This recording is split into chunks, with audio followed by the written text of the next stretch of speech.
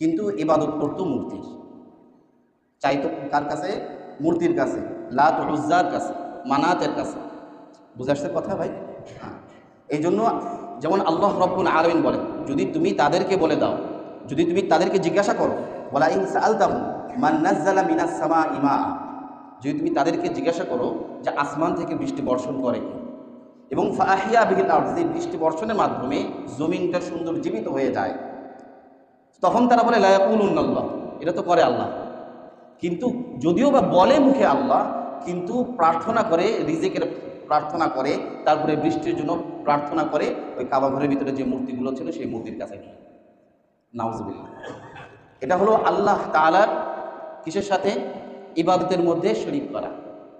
আরেকটা আছে, সেটা হলো আল্লাহ তাআলার গুণাবলীর মধ্যে শরীক করা। আল্লাহ তাআলা ইবাদতের মধ্যে শরীক করা আর আল্লাহ তাআলার গুণাবলীর মধ্যে শরীক করার, এটাকে আমি একটু সমন্বয় করে আমি আপনাদের সামনে একটু বলি। সেটা হলো যে মান্যত মানুষ করে কি করে না? মান্যত করে। এই মান্যত করার ক্ষেত্রে উচিত হলো এবং বিধান হলো যে আল্লাহ তাআলার কাছে মান্যত করবে, আল্লাহ আমার সন্তান যদি সুস্থ হয়ে যায় তাহলে তোমাকে উদ্দেশ্য করে তোমার রাস্তায় আমি কিছু কি করব? দান করব।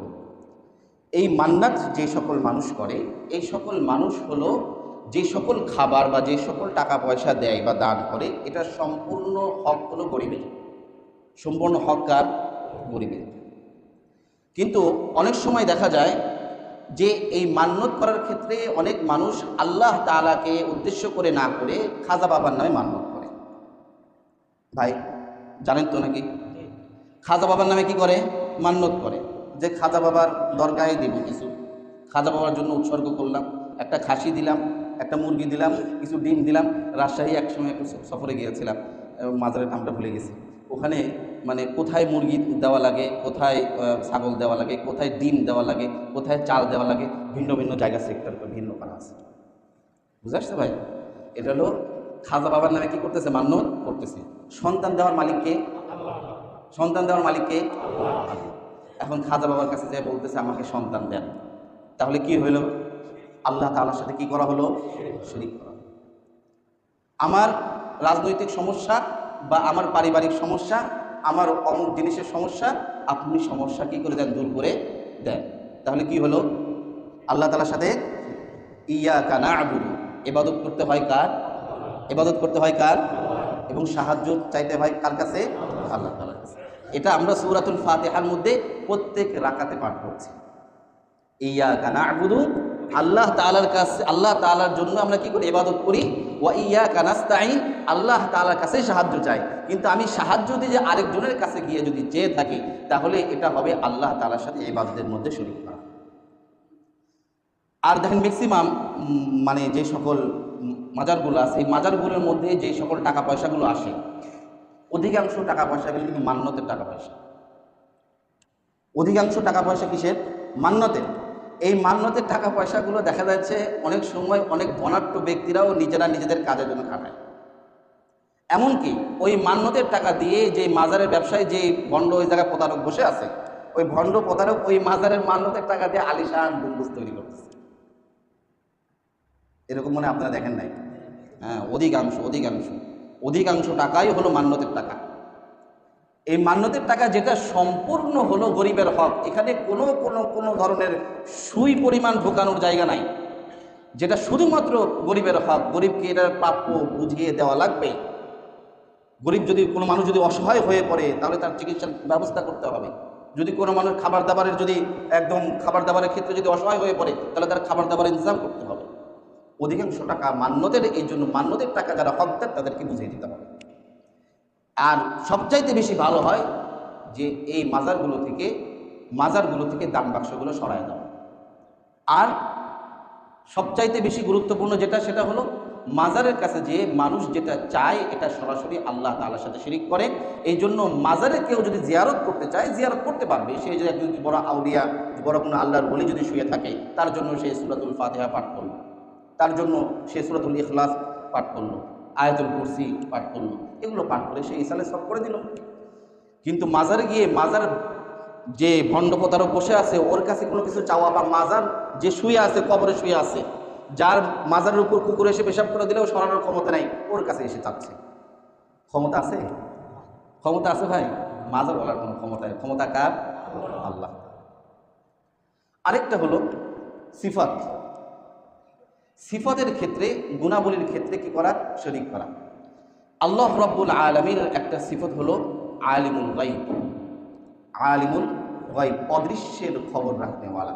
অদৃশ্যের খবর, অদৃশ্যের চাবি, মাপকাঠি, অদৃশ্যের সব কিছু জ্ঞান একমাত্র মালিককে আল্লাহ রাব্বুল আলামিন বলেন সূরাতুল আনআমের মধ্যে, ওয়াইনদাহু মাফাতিহুল গায়বি ওয়াইনদাহু মাফাতিহুল গায়বি লা ইয়ালামুহা ইল্লা হু, যে অদৃশ্যের সকল বিষয়ের চাবি একমাত্র আমি আল্লাহ রাব্বুল আলামিনের কাছে। এখানে অন্য কোনো ধরনের সুই ঢুকানোর জায়গা নাই যে আমি এখানে ঢুকাবো, যে না আরও অনেকে গায়েব সম্পর্কে জানে। নবী রাসূলরাও গায়েব জানেন না, যেটা আল্লাহ তাআলা জানান সেটা জানে। নবী রাসূলরাও কি জানেন না? গায়েব জানেন না। এটা আমাদের আকীদা, আহলুস সুন্নাহ ওয়াল জামাআতের আকীদা। আহলুস সুন্নাহ ওয়াল জামাআহ বলতে মা আনা আলাইহি ওয়া আসহাবি, রাসূল করিম সাল্লাল্লাহু আলাইহি ওয়াসাল্লাম বলেন ওই দলটা সঠিক যেই দলের উপরে আমি এবং আমার সাহাবীরা রয়েছে। ওই দলের আকীদা হলো কি, যে সমস্ত অদৃশ্যের মালিক হলেন আল্লাহ তাআলা, কোনো রসুল, কোনো পয়গম্বর, এমনকি আমাদের নবী মুহাম্মদ মুস্তাফা সাল্লাল্লাহু আলাইহি ওয়াসাল্লাম পর্যন্ত গায়েবের মালিক নন। এটা হলো স্বচ্ছ আকীদা। এমনকি রাসূল করিম সাল্লাল্লাহু আলাইহি ওয়াসাল্লামকে আল্লাহ রাব্বুল আলামিন বলেছেন, যেটা সূরাতুত তাওবার মধ্যে এসেছে, সূরাতুল আনআমের মধ্যে এসেছে, সেটা হলো কুল্লা আমলিকু লিনাফসি দাররা ওয়ালা নাফআন ইল্লা মা শা আল্লাহ। হে নবী, আপনি বলে দেন যে ভালো মন্দ পৌঁছানোর মালিক আমি নই। ভালো মন্দ, কোনো জিনিসের ভালো করা, কোনো জিনিসের মন্দ করা মালিক আপনি নন, এটা আপনি ঘোষণা দেন। কুল্লা আমলিকু লা আমলিকু, আমি মালিক নই। লিনাফসি, আমার ক্ষেত্রে। দররা ওয়ালা নাফআ, কোনো ভালো কিছু করার, কোনো মন্দ কিছু থেকে বিরত থাকা। লা আমলিকু লিনাফসি নাফআ ওয়ালা দররা ইল্লা মা শা আল্লাহ, তবে যেটা আল্লাহ তাআলা চান। তবে রাসূল করিম সাল্লাল্লাহু আলাইহি ওয়াসাল্লামের ক্ষেত্রে একটা হাদিস, যেটা রাসূল সাল্লাল্লাহু আলাইহি ওয়াসাল্লাম নিজে বলেছেন, উতীতুল ইলমাল আউয়ালিন ওয়াল আখিরিন, উতীতু ইলমাল আউয়ালিন ওয়াল আখিরিন, আমাকে পূর্বের পরের সকল বিষয়ের জ্ঞান দেওয়া হয়েছে। সুবহানাল্লাহ। তাহলে জ্ঞান দিয়েছেন কে? পূর্বের পরে। রাসূল সাল্লাল্লাহু আলাইহি ওয়াসাল্লাম যদি কোনো ভবিষ্যৎবাণী করে থাকে, এটাও আল্লাহ রাব্বুল আলামিন তাকে দান করেছেন বিধায় তিনি কি করছেন? এটার খবর দান করছেন। রাসূল করিম সাল্লাল্লাহু আলাইহি ওয়াসাল্লাম যদি কোনো অদৃশ্যের কোনো খবর যদি মানুষের সামনে পৌঁছিয়ে থাকে, তাহলে সেটা হলো ওটাই যেটা আল্লাহ তাআলা তাকে জানিয়েছেন সেটা।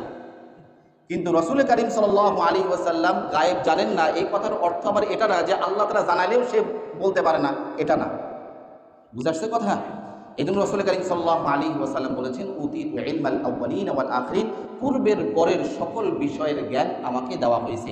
অর্থাৎ আল্লাহ তাআলা তাকে যে সকল বিষয়ে জ্ঞান দান করেছেন, সেই সকল বিষয়ে রাসূল করিম সাল্লাল্লাহু আলাইহি ওয়াসাল্লাম মানুষের সামনে উপস্থাপন করতে পেরেছেন। যেগুলো আল্লাহ তাআলা জানান নাই, সেগুলোর মালিক একমাত্র আল্লাহ তাআলা।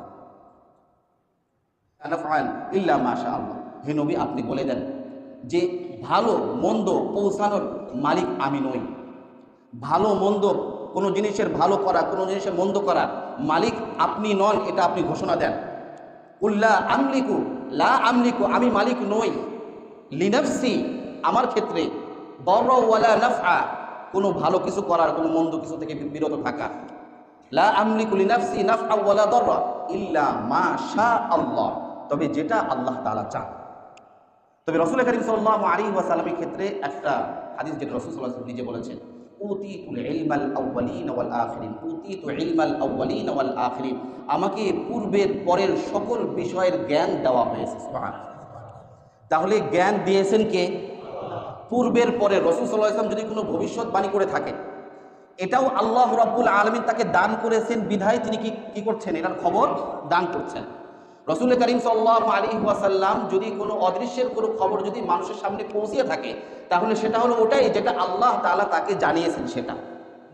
কিন্তু রাসূল করিম সাল্লাল্লাহু আলাইহি ওয়াসাল্লাম গায়েব জানেন না, এই কথার অর্থ আবার এটা না যে আল্লাহ তাআলা জানালেও সে বলতে পারে না, এটা না। বুঝে আসছে কথা?